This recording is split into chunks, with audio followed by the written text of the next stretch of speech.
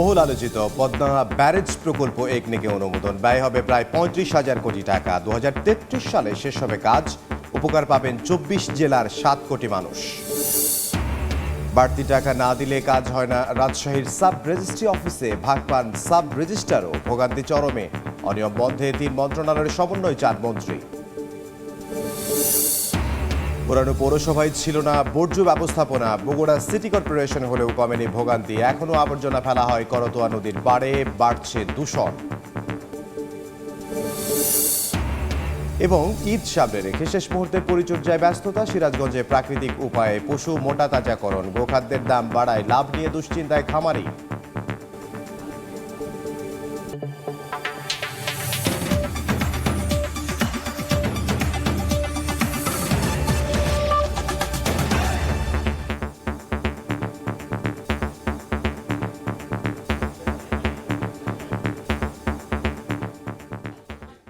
আমন্ত্রণ সময় সংবাদের নিয়মিত আয়োজন। বিভাগীয় সময়ে থাকছি সপ্তাহের ৭ দিন ভিন্ন ভিন্ন বিভাগের সংবাদ নিয়ে। আজ থাকছে রাজশাহী বিভাগ, সঙ্গে আছে আমি ইমদাদুল হক। নির্বাচনী প্রতিশ্রুতি বাস্তবায়নে আরও এক ধাপ এগোলো বিএনপি সরকার। অনুমোদন পেল বহুল আলোচিত পদ্মা ব্যারেজ প্রকল্প। প্রধানমন্ত্রী তারেক রহমানের সভাপতিত্বে একনেক সভায় ৩৪,৪৯৪ কোটি টাকা ব্যয়ে এই প্রকল্প অনুমোদন পায়। বৈঠক শেষে পানি সম্পদ মন্ত্রী জানান, ২০৩৩ সালে শেষ হবে প্রকল্পের কাজ। শুষ্ক মৌসুমে দেশের দক্ষিণ পশ্চিম ও উত্তর পশ্চিমাঞ্চলে যে খরার সৃষ্টি হয়, পদ্মা ব্যারেজ হলে সেই সমস্যা দূর হবে বলে জানান মন্ত্রী। উপকৃত হবেন ২৪ জেলার প্রায় ৭ কোটি মানুষ। ১৯৬০-এর দশকে রাজবাড়ী, ফরিদপুর, খুলনা, বরিশাল ও রাজশাহী অঞ্চলের নদী, কৃষি ও জীববৈচিত্র্য রক্ষায় পদ্মা ব্যারেজ নির্মাণের দাবি ওঠে। এর ১৫ বছর পর ১৯৭৫ সালে ভারত ফারাক্কা বাঁধ তৈরির পর গেল ৫০ বছরে পানির অভাবে পদ্মার মূলধারা যেমন ধুঁকছে, তেমনি এর অনেক শাখা নদী হয়েছে বিলীন। ত্রয়োদশ জাতীয় নির্বাচনে পদ্মা ব্যারেজ নির্মাণের যে প্রতিশ্রুতি ছিল বিএনপির, সরকার গঠনের পর অবশেষে তা আলোর মুখ দেখতে যাচ্ছে। বুধবার চলতি অর্থবছরের ১১তম এবং বিএনপি সরকারের তৃতীয় জাতীয় অর্থনৈতিক পরিষদ একনেক সভায় পদ্মা ব্যারেজ প্রকল্প পাশ হয়। সচিবালয়ে প্রধানমন্ত্রী তারেক রহমানের সভাপতিত্বে সভায় এই অনুমোদন দেয়া হয়। পরে আনুষ্ঠানিক ব্রিফিংয়ে পানি সম্পদ মন্ত্রী শহীদুদ্দিন চৌধুরী আইনি জানান, সরকারের অন্যতম অগ্রাধিকার প্রকল্প পদ্মা ব্যারেজ নির্মাণে সম্ভাব্য ব্যয় ধরা হয়েছে প্রায় ৩৫,০০০ কোটি টাকা। সম্পূর্ণ সরকারি অর্থায়নে প্রাথমিকভাবে ৭ বছর মেয়াদী এই প্রকল্প বাস্তবায়ন হলে উপকার পাবে দেশের ২৪টি জেলার প্রায় ৭ কোটি মানুষ। বাংলাদেশের মাস্টার মাইন্ড প্রকল্প, সেটি হলো পদ্মা ব্যারেজ। প্রায় ৩৫,০০০ কোটি টাকার এই প্রজেক্ট আজকে অনুমোদন হয়েছে, যেখানে বাংলাদেশের ৩ ভাগের ১ ভাগ অঞ্চল, ২৪টা জেলা, ৭ কোটি মানুষ, 37% তারা উপকারভোগী। ৭ বছর লাগবে এই প্রজেক্টটা শেষ করতে। ২০৩৩ সনে এই প্রজেক্টটা শেষ হবে।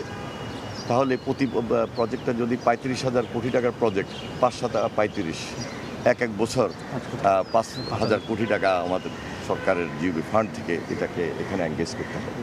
এক প্রশ্নের উত্তরে মন্ত্রী জানান, পদ্মা ব্যারেজ দেশের অভ্যন্তরীণ বিষয় হওয়ায় ভারতের সঙ্গে আলোচনার কিছু নেই, তবে গঙ্গা চুক্তি নবায়নে দুই দেশের কমিশন কাজ করছে। এই বছরেই আমরা এটাকে রিভিউ করব এবং পার্শ্ববর্তী দেশ ভারত, তাদেরও সেখানে স্টাডি কাজ করছে। সেই জন্য আমাদের জয়েন্ট রিভার কমিশন যেটা, সেখানে যে কমিটি হয়েছে, ওনাদের যে কমিটি হয়েছে, সেই কমিটি মিলেই তো আলোচনা হচ্ছে এবং সিদ্ধান্ত খুব শীঘ্রই আপনারা পাবেন।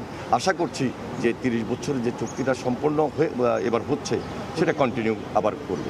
আগামী বাজেটের পরেই পদ্মা ব্যারেজ প্রকল্পের কাজ শুরু হওয়ার কথাও জানান মন্ত্রী। খননের মাধ্যমে। মুরসালিন হক জুনায়েদ, সময় সংবাদ, ঢাকা। দালালের দৌরাত্ম্যে নাকাল রাজশাহীর সাব রেজিস্ট্রি অফিসগুলো। সমিতির নামে নির্ধারিত ফির চেয়ে বাড়তি টাকা আদায় যেন নিয়মে পরিণত হয়েছে, আর সেই টাকার ভাগ পান সাব রেজিস্ট্রারও। অনিয়ম বন্ধে কৃষি, ভূমি ও আইন মন্ত্রণালয়ের সমন্বয় চান ভূমিমন্ত্রী। হাবিবুর রহমান পাপ্পুর ছবিতে সাইফুর রহমান রকির রিপোর্ট।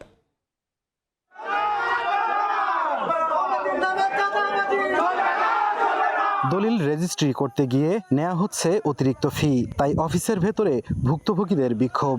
অনিয়মের এই চিত্র রাজশাহীর বাগমারা উপজেলা সাব রেজিস্ট্রি অফিসের। বিষয়টি নিয়ে কথা বলতে গিয়ে মেলে অভিযুক্তের স্বীকারোক্তিও। শুধু তাই নয়, বাড়তি টাকা আদায় করা হয় ক্রেতা বিক্রেতার টিপসই নিয়েও। 50-100 যে যা দেয় ওই মোহরি দিয়ে দিবেন, এই অন্য কিছু না। উপজেলা পর্যায়ে 9টি ও সদরে 1টি মিলিয়ে 10টি সাব রেজিস্ট্রি অফিস আছে রাজশাহীতে। সপ্তাহে 2 দিন বা 3 দিন চলে জমি রেজিস্ট্রি কার্যক্রম। দলিলের নানা ভুল ত্রুটির কথা বলে দিনের পর দিন চলে হয়রানি। লোক আমাকে বললো যে আপনি এর আগে কিছু টাকা পয়সা দিয়ে দেন, আপনার হয়রানি হতে হবে না। অনেক সময় কাজ যেটা পেন্ডিং রাখে, কাজ টাকা না দিলে করতে চায় না, পরে করে ঘোরায়, এরকম। টাকা নেয়ার বিষয় অস্বীকার করেন দলিল লেখক সমিতির নেতারা। পাবলিকের কাছে বা দাতা গ্রহীতার কাছে কোনো অর্থ দাবি করা হয় না। সরকারি রেটের চাইতে আমরা হয়তো 2000 কি 3000 বেশি লিছি। আমরা তো একটা দলিল লেখক সর্বোচ্চ 5000, তো 4000 5000 কিছু না, একটা বড় দলিল। এত কিছুর পরও সাব রেজিস্ট্রাররা বলছেন অতিরিক্ত টাকা নেয়ার অভিযোগ পেলে তবেই ব্যবস্থা নেয়ার উদ্যোগ নেওয়া সম্ভব। দালাল নিয়ন্ত্রণ কিন্তু আমাদের দায়িত্ব না। আমার আশপাশে কেউ দালালের খপ্পরে যদি পড়ে আমার কাছে অভিযোগ নিয়ে আসে, সেইটুকু আমি দেখতে পারবো। ভূমিমন্ত্রী বলছেন সাব রেজিস্ট্রারদের কাজ আইন মন্ত্রণালয়ের অধীনে। ভবিষ্যতে ভূমিসহ 3টি মন্ত্রণালয় এক ছাতার নিচে নিয়ে আসা সম্ভব হলে সব অনিয়ম বন্ধ হবে। এটা যেন বন্ধ হয় তার জন্য আমি এর আগের বক্তব্যে বলেছি যে একটি ছাতার নিচে এই 3টি মন্ত্রণালয়কে নিয়ে এসে ব্যবস্থা নেওয়া। রাজশাহীর 10টি সাব রেজিস্ট্রি অফিসে মাসে গড়ে 3500 দলিল রেজিস্ট্রি হয়, যেখান থেকে রাজস্ব আহরণ হয় 12 কোটি টাকার বেশি। সাইফুর রহমান রকি, সময় সংবাদ, রাজশাহী। এ নিয়ে আলোচনার জন্য এই মুহূর্তে রাজশাহীতে আছেন সহকর্মী সাইফুর রহমান রকি, তার সঙ্গে যুক্ত হচ্ছেন জেলার ভূমি বিভাগের সহকারী কমিশনার শামসুল ইসলাম। সরাসরি চলে যাব আলোচনায়। রাজশাহী জেলার যে সাব রেজিস্ট্রি অফিসগুলো রয়েছে সেখানে কিন্তু নানা অনিয়মের চিত্র উঠে এসেছে এবং নানা ভোগান্তির চিত্র উঠে এসেছে, এবং এখানে টাকা না দিলে আসলে দলিল রেজিস্ট্রিও করা হয় না, এমন অভিযোগও ক্রেতা বিক্রেতাদের কাছ থেকে পাওয়া গেছে। এই বিষয়ে কথা বলার জন্য আমরা যুক্ত হচ্ছি রাজশাহীর গোদাগাড়ী উপজেলার এসিল্যান্ড শামসুল ইসলামের সঙ্গে। আমরা তার কাছ থেকে আসলে জানতে চাইব এগুলোর আসলে প্রতিকার কোথায়, সাধারণ মানুষ যেভাবে ভোগান্তি হচ্ছে আপনারা এই বিষয়গুলো আসলে নজরে আনছেন কিনা, এগুলো কিভাবে আসলে সমাধান করা সম্ভব? জি, আপনাকে ধন্যবাদ। আসলে প্রথমত একটি বিষয় হচ্ছে সাব রেজিস্ট্রি অফিস, সেটি হচ্ছে আইন মন্ত্রণালয়ের একটি অধীনস্থ বিভাগ, এবং আমরা যারা এসিল্যান্ড অফিস বা উপজেলা ভূমি অফিস আছে সেটা হচ্ছে ভূমি মন্ত্রণালয়ের নিয়ন্ত্রণাধীন, সুতরাং সম্পূর্ণ আলাদা একটি দপ্তর। তারপরেও আমি বলবো যে সাব রেজিস্ট্রি অফিস হোক বা অন্য যে কোনো দপ্তরই হোক, যে কোনো ভূমি অফিসেই হোক, যে কোনো ধরনের জনভোগান্তি এবং পাবলিকের যে দুর্ভোগ সেটি কোনোভাবে মেনে নেওয়ার মতো নয়। বিশেষ করে বাড়তি টাকা নেওয়ার কথা যেটি আপনি বলছেন সেটি অবশ্যই অগ্রহণযোগ্য এবং যে কোনো মানদণ্ডে সেটি গ্রহণ করার মতো নয়। এই বিষয়ে আমরাও বিভিন্ন মিডিয়ার মাধ্যমে জানতে পেরেছি যে এই ধরনের কর্মকাণ্ড চলছে। তো এর বিরুদ্ধে আসলে বেশ কিছু পদক্ষেপ আমার মনে হয় যে জনগণের পক্ষ থেকেও নেওয়া দরকার, এবং যারা কর্তৃপক্ষ আছেন তারাও এটা বিষয়ে আরও একটু দৃষ্টি দিতে পারেন। জনগণের পক্ষ থেকে আমি বলবো যে আসলে যারা জনগণ আছেন তারা নিজেদের জমি জমাকে কিন্তু নিজের সন্তানের চাইতেও বেশি ভালোবাসেন। তো এই জমি জমা হস্তান্তর ইত্যাদি কাজ করতে গিয়ে তাদের নিজের জমি সম্পর্কে একটু জানতে হবে, এবং একটু দলিল সম্পর্কে, নিজের জমি জমার কাগজপত্র সম্পর্কে একটু নিজেদের নলেজটাকে আরেকটু ডেভেলপ করতে হবে। তাহলে আমি বুঝতে পারবো যে আমার এখানে অন্য কেউ এটা ফাঁকি দিচ্ছে কিনা বা আমাকে ঠকিয়ে বাড়তি টাকা নিচ্ছে কিনা। আরেকটি বিষয় হলো যে ওই যে দালাল নির্ভরতার যে ব্যাপারটি আছে, যে প্রতিটা অফিসেই আমরা কিন্তু এই অভিযোগগুলো পাচ্ছি যে দালালদের ব্যাপক দৌরাত্ম্য রয়েছে। এই বিষয়গুলো নিয়ে আপনারা কি করছেন?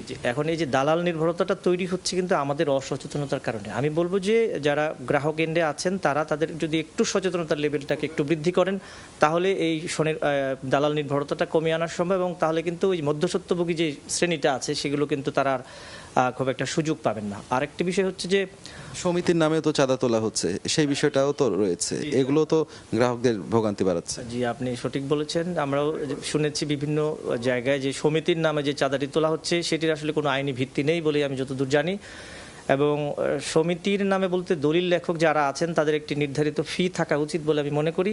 তাহলে আমার মনে হয় যে ভোগান্তি অনেকাংশে কমে আসবে, এবং সমিতির নাম করে যে বাড়তি টাকা আদায় হচ্ছে সেটি কোনোভাবেই গ্রহণযোগ্য হতে পারে না, এবং সেটি দ্রুতই একটি নিষ্পত্তি করা উচিত বলে মনে করি। আরেকটি বিষয় যেটি গ্রাহক ভোগান্তি কমানোর জন্য আমার মনে হয় সেটি হচ্ছে ভূমি মন্ত্রণালয়ে এবং আইন মন্ত্রণালয়ের যে দুটি বিভাগ আছে, সাব রেজিস্ট্রি অফিস এবং এই যে এসিল্যান্ড অফিস বা ভূমি অফিসগুলো, সেগুলো যদি একত্রিত করা যায়, সমন্বিত হয়, তাহলে হয়তো এই সমস্যার অনেকটা সমাধান সম্ভব হবে বলে আপনি মনে করছেন।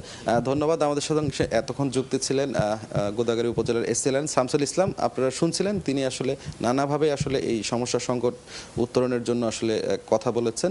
এগুলো যদি সম্ভব হয় দ্রুত কার্যকর করা, তাহলে ভোগান্তি কমে আসবে বলে তিনি মনে করেন। তো এই ছিল আমার কাছে রাজশাহীর গোদাগাড়ী থেকে এখন পর্যন্ত সর্বশেষ। রাজশাহীর গোদাগাড়ী থেকে সহকর্মী সাইফুর রহমান রকি এবং তার সঙ্গে ছিলেন উপজেলার এসএলএন। রাজশাহী বিভাগে কমতে শুরু করেছে হামের প্রাদুর্ভাব, তবে যথাযথ চিকিৎসা সেবা না পাওয়ার অভিযোগ করেছেন অনেক অভিভাবক। চিকিৎসকরা বলছেন জ্বর ও র্যাশ হলেই দেরি না করে হাসপাতালে আনতে হবে দ্রুত। গ্রামে ছড়িয়ে পড়েছে হাম সংক্রমণ। উপজেলা পর্যায়ে পর্যাপ্ত চিকিৎসা সুবিধা না থাকায় বাধ্য হয়ে ঢাকামুখী রোগীর স্বজনরা সিরাজগঞ্জের মেডিকেল কলেজ হাসপাতালে হাম উপসর্গ নিয়ে চিকিৎসা নিচ্ছেন 20 শিশু। তাদের সবার বয়স 1 বছরের নিচে বলে জানিয়েছেন চিকিৎসক। আমরা সবসময় হামের পেশেন্ট পাচ্ছি এবং পুরো ফ্লোরটাই আমাদের সবসময় লোডই থাকতেছে। আমরা হামের পেশেন্ট পাচ্ছি, আমরা সুচিকিৎসায় চলছে। এখানে ছোট ছোট দানা অবশ্যই একটা স্বাস্থ্য কেন্দ্রে নিকটস্থ ডক্টরস অথবা স্বাস্থ্য মেডিকেল তাদেরকে পরামর্শ নেওয়া যে এটা হাম কিনা কনফার্ম করে নেওয়া। বগুড়াতেও হাম পরিস্থিতি নিয়ে বাড়ছে উদ্বেগ। গত 24 ঘন্টায় আইসোলেশন ওয়ার্ডে একজন আক্রান্ত শিশু সুস্থ হয়ে বাড়ি ফিরলেও উপসর্গ নিয়ে 10 জন নতুন করে ভর্তি হয়েছে। এ পর্যন্ত 50 শয্যার আইসোলেশন ওয়ার্ড তৈরি করেছি, সেখানে পর্যাপ্ত জনবল দেওয়া হয়েছে। গত 24 ঘন্টায় নতুন 6 জন রোগী ভর্তি হয়েছে, আর বর্তমানে 38 জন রোগী আমাদের ভর্তি আছে। তবে রাজশাহীতে কমতে শুরু করেছে হামের প্রাদুর্ভাব। হাসপাতাল থেকে সুস্থ হয়ে বাড়ি ফেরার রোগীর সংখ্যাও বেড়েছে। জ্বর কিংবা শরীরে র্যাশ হলে দেরি না করে দ্রুত হাসপাতালে আনার পরামর্শ চিকিৎসকদের। তানজিনা তাসনিম, সময় সংবাদ। বিভাগের সময় আরও থাকছে। খালের পাড়ের মাটি কেটে দেয়া হচ্ছে সড়কে। বর্ষায় নাটোরের কোচামারা বিলের 3000 বিঘা জমির ফসল নষ্টের সংখ্যা তদন্ত করে ব্যবস্থা নেওয়ার আশ্বাস। বগুড়া পৌরসভা সিটি কর্পোরেশনে রূপান্তর হলেও বর্জ্য ব্যবস্থাপনা নিয়ে এখনো কোনো সমাধান হয়নি। নগরীর আবর্জনা ফেলা হচ্ছে করতোয়া নদীর পাশে। এতে পানি দূষিত হওয়ার পাশাপাশি নাব্যতা হারাচ্ছে নদী। বর্জ্য ট্রান্সফার স্টেশন পেরিয়ে মূল সড়কেও ছড়িয়ে ছিটিয়ে আছে ময়লা। পুরো নগর যেন রূপ নিয়েছে ভাগাড়ে। 20 এপ্রিল বগুড়া পৌরসভাকে সিটি কর্পোরেশন ঘোষণা করেন প্রধানমন্ত্রী তারেক রহমান। তবে 150 বছরের পুরনো পৌরসভায় ছিল না বর্জ্য ব্যবস্থাপনা। সিটি কর্তৃপক্ষের তথ্য মতে দীর্ঘদিন ধরে বন্ধ শহরের 2টি ডাম্পিং স্টেশন। 172টি ভ্যানে শহরের আবর্জনা সংগ্রহ করে ফেলা হয় 9টি স্থায়ী ও 7টি অস্থায়ী ট্রান্সফার স্টেশনে। সেখান থেকে অন্তত 300 মেট্রিক টন আবর্জনা যায় সদর উপজেলার বাঘপাড়ায় করতোয়া নদীর পাশে। এতে ময়লা নদীতে যাওয়ায় পানি দূষিত হওয়ার পাশাপাশি হারাচ্ছে নাব্য। আমাদেরও সমস্যা হয়, যাত্রীদেরও সমস্যা হয়, অনেক গন্ধ দুর্গন্ধ, এদিক দিয়ে যাওয়া যায় না। যতটুকু গাড়ির প্রয়োজন অতটুকু যদি আমাদেরকে ব্যবস্থা করে দেয়, আমরা সবসময় পরিষ্কার রাখার চেষ্টা করব। ডাস্টবিনের থেকে ময়লা নিয়ে যাবার পারে না গাড়ির অভাবে, এই কারণে তো ময়লা ফেলানোর জায়গা সময় পাই না। তবে শীঘ্রই বর্জ্য ব্যবস্থাপনা সংকট সমাধানের আশ্বাস সিটি কর্পোরেশনের। পুরাতন যে জনবল, পুরাতন যে আপনার সামগ্রী, যে যন্ত্রপাতি, যে সুযোগ সুবিধা, যে অসুবিধা, সেগুলো নিয়েই কিন্তু আমরা সিটি কর্পোরেশন হিসেবে পথ চলা শুরু করছি। যখন বাজেটটা বড় আকারে পাবো, জনবল থাকবে, আমাদের গাড়ি থাকবে, আমাদের ম্যানেজমেন্ট আরও ভালো হবে, তখন আশা করি এই সমস্যাগুলো দূর হয়ে যাবে। 2026-2027 অর্থ বছরে বগুড়া সিটি কর্পোরেশনের বর্জ্য ব্যবস্থাপনায় প্রস্তাবিত ব্যয় ধরা হয়েছে 6 কোটি টাকা। আব্দুল আউয়াল, সময় সংবাদ, বগুড়া। নাটোরের কোচামারা খালের মাটি কেটে দেয়া হচ্ছে সড়কে। এতে প্রায় 3000 বিঘা ফসল নষ্ট হওয়ার শঙ্কা দেখা দিয়েছে। বরেন্দ্র উন্নয়ন কর্তৃপক্ষের দাবি, নিয়ম মেনে পাড়ের অতিরিক্ত মাটি কাটতে অনুমতি দেয়া হলেও ঠিকাদার বেশি কাটছেন। তদন্ত করে দোষীদের বিরুদ্ধে ব্যবস্থা নেওয়ার আশ্বাস উপজেলা প্রশাসনের। আল মামুনের পাঠানো তথ্য ও রুকনুজ্জামানের ছবি নিয়ে রিপোর্ট। চলতি মাসের শুরুর দিকে নাটোরের নলডাঙ্গা উপজেলার কোচামারা খালের দক্ষিণ পাড়ের আধা কিলোমিটার অংশ কেটে মাটি তোলা হয়। পরে সে মাটি নলডাঙ্গা নওগাঁ আঞ্চলিক সড়কের পাশে ফেলে প্রকল্পের কাজ করে ঠিকাদার। এদিকে খাল পাড় ও পাশের ফসলি জমির স্তর একই হয়ে যাওয়ায় বর্ষা মৌসুমে বন্যার আশঙ্কা করছেন এলাকাবাসী। পানি যেভাবে আগে থাকতো এখন থাকবে না, সেচের সমস্যা হবে। কৃষকের ক্ষতি হলে তো দেশের সমস্যা। বরেন্দ্র উন্নয়ন কর্তৃপক্ষের দাবি, সরকারি নিয়ম মেনে পাড়ের অতিরিক্ত মাটি কাটার অনুমতি দেয়া হলেও ঠিকাদার বেশি কেটেছেন। সে পাড় সহ মাটি তুলে নিচ্ছে। আমি উক্ত কার্যক্রম বন্ধ করার জন্য রুটস অ্যান্ড ডাইরেকশন মহোদয়কে অনুরোধ করি এবং সেই কাজটি বন্ধ করে দেয়। এদিকে বিষয়টি নিয়ে স্থানীয় অভিযোগের প্রেক্ষিতে সরেজমিনে পরিদর্শন করে মাটি কাটা বন্ধ করে দেয় উপজেলা প্রশাসন। যারা এটা করছিলেন আমরা তার বিরুদ্ধে ব্যবস্থা নিই এবং তাৎক্ষণিকভাবে সেই খাল কাটা বন্ধ করা হয়। এরপরে যথাযথ কর্তৃপক্ষের সাথে আমাদের কথা হয়েছে। সময় সংবাদ, নাটোর। বিভাগীয় সময়ে আরও থাকছে। 22 মে নওগাঁয় বাগান থেকে আম পাড়া শুরু, 2500 কোটি টাকা বাণিজ্যের আশা। চলতি মাসে বাজারে আসবে পাবনার চায়না 3 ও বোম্বে জাতের লিচু। থেকে নওগাঁয় শুরু হচ্ছে আম নামানো। মৌসুমের শেষ হবে 5 জুলাই আশ্বিনা, বাড়ি 4, গৌরমতি ও কাটিমন আম নামানোর মধ্য দিয়ে। ফলের আকার ও মান নিয়ে আশাবাদী বাগান মালিকরা। সঠিক বাজার ব্যবস্থাপনা নিশ্চিতে ব্যবসায়ী ও বাগান মালিকদের সঙ্গে কয়েক দফা বৈঠক করেছে জেলা প্রশাসন। অপরিপক্ক আমের বাজারজাত ঠেকাতে কঠোর নজরদারির কথা জানায় কৃষি বিভাগ।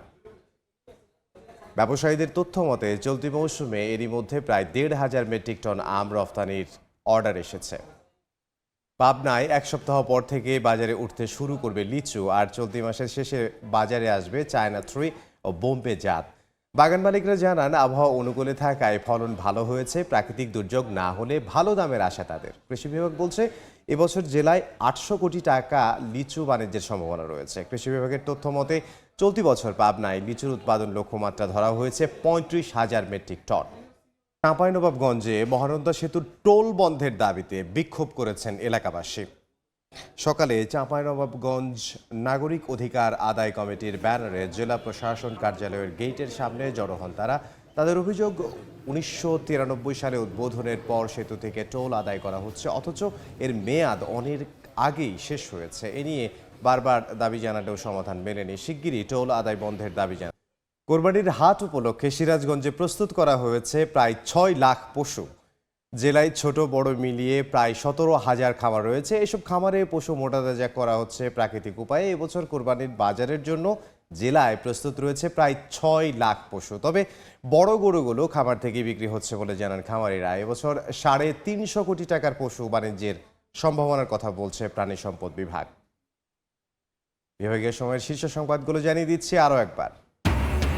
বহুল আলোচিত পদ্মা ব্যারেজ প্রকল্প একনেকে অনুমোদন। ব্যয় হবে প্রায় 35,000 কোটি টাকা। 2033 সালে শেষ হবে কাজ। উপকার পাবেন 24 জেলার 7 কোটি মানুষ।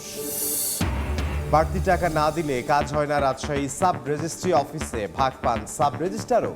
ভোগান্তি চরমে, অনিয়ম বন্ধে 3 মন্ত্রণালয়ের সমন্বয় চান মন্ত্রী। এবং পৌরসভায় ছিল না বর্জ্য ব্যবস্থাপনা। বগুড়া সিটি কর্পোরেশন হলেও কমেনি ভোগান্তি। এখনও আবর্জনা ফেলা হয় করতোয়া নদীর পাড়ে, বাড়ছে দূষণ।